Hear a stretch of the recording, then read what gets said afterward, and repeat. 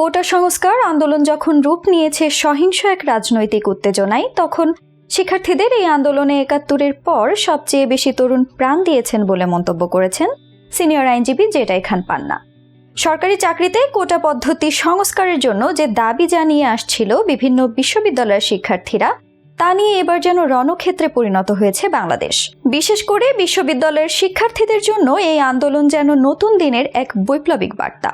তবে আন্দোলনকারীদের দাবি কার্যকর হবার পরেও নানা জায়গায় যে তাণ্ডব চলছে তা এখন আর কোটা সংস্কার আন্দোলনে সীমাবদ্ধ নেই। আন্দোলন রূপ নিয়েছে সরকার পতনের আন্দোলনে। আর এইসব নিয়ে এবার কথা বলেছেন সিনিয়র আইনজীবী জেড খান পান্না। যুগে যুগে নানাভাবে ছাত্র আন্দোলনের ভর দিয়ে বাংলাদেশের রাজনীতিতে এসেছে নানা পরিবর্তন, পাল্টে গেছে ইতিহাসের অবয়ব।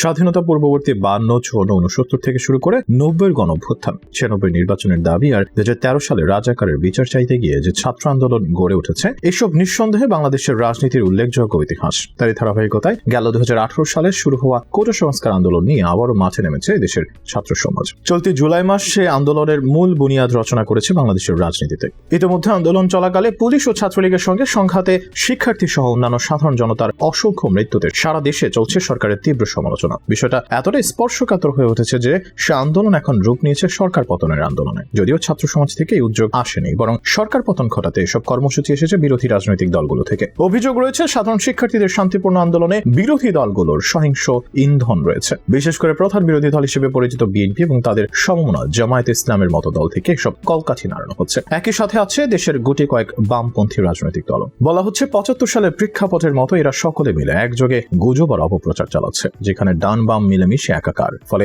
গত 16 বছরের টানা ক্ষমতায় থাকা আওয়ামী লীগ প্রথমবার মতো বড় ধরনের চ্যালেঞ্জের মুখোমুখি হয়েছে। একই সাথে দেখা দিয়েছে আওয়ামী লীগের সাংগঠনিক দুর্বলতা। দলের ভেতর ভাঙন স্পষ্ট, যা তাদের নেতাকর্মীদের চেইন অফ কমান্ডেও বিরূপ প্রভাব ফেলছে। এদিকে বাংলাদেশের বর্তমান পরিস্থিতিকে দুরবস্থা উল্লেখ করে উচ্চ আদালতের শিক্ষার্থীদের পাশাপাশি সবার জীবনের নিরাপত্তার জন্য রিট করা হয়েছে বলে জানিয়েছে সিনিয়র আইনজীবী ও মানবাধিকার কর্মী জেড খান পান্না। 1971 সাল ছাড়া এত বেশি তরুণের মৃত্যু দেখা যায়নি বলেও মন্তব্য তার। গত 29 জুলাই আন্দোলনকারীদের লক্ষ্য করে পুলিশের সরাসরি গুলি বন্ধে করা রিট আবেদনের পর সাংবাদিকদের সঙ্গে আলাপকালে তিনি কথা বলেন। সাংবাদিকদের উদ্দেশ্যে সিনিয়র এই আইনজীবী জানান, আপনারা জানেন পাকিস্তান আমল 1947 সাল থেকে বর্তমান সময় পর্যন্ত 1971 সাল ছাড়া এত বেশি মৃত্যুর ঘটনা ঘটেনি। স্বল্প সময় এত তরুণের আত্মহত্যের ঘটনা নেই। সিনিয়র এই আইনজীবীর দাবি, আমিও ছাত্রলীগ করতাম, যুদ্ধের সময় আমার হাঁটুতে গুলি লেগেছে, কিন্তু বর্তমানে এই দুরবস্থা কিন্তু কাম্য নয়, কারোরই কাম্য নয় বলে মন্তব্য তার। রিটে জনগণের নিরাপত্তা নিশ্চিতের কথা বলা হয়েছে জানিয়ে তিনি আরো উল্লেখ করেন, কাল আমাকে গুলি না করে যে আপনাকে করবে না তার তো কোনো নিশ্চয়তা নেই। আমরা জনগণের নিরাপত্তা ও শান্তি নিশ্চিত চাই